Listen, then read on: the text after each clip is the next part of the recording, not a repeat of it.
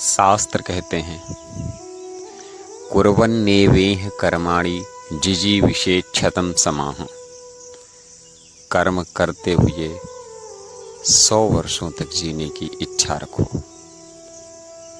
1 वर्ष नहीं, 2 वर्ष नहीं, 3 वर्ष नहीं, शास्त्र सीधे कहता है 100 वर्षों से भी अधिक जीने की इच्छा रखनी चाहिए। कराह के नहीं, तड़प के नहीं, रो के नहीं, चीख के नहीं, बल्कि कर्म करते हुए। कैसे कर्म करते हुए?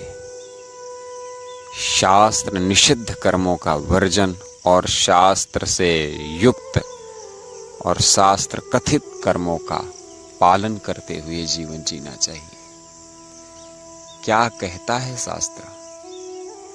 शास्त्र कहता है जैसा व्यवहार हम दूसरों से नहीं चाहते हैं वैसा व्यवहार हम औरों के साथ ना करें। शास्त्र क्या कहता है और क्या करें?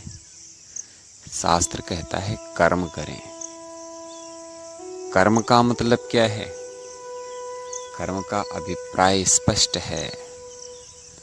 लौकिक पारलौकिक उन्नति का प्रत्येक मार्ग अपनाते हुए जीवन जिएं।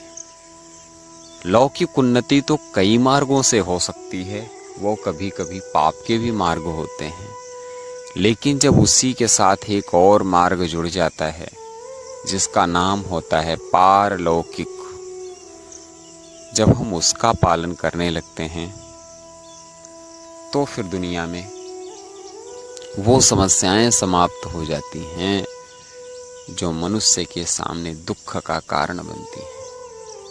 हम पारलौकिक उन्नति चाहने लगते हैं तो लौकिक जगत में पाप से बचने लगते हैं।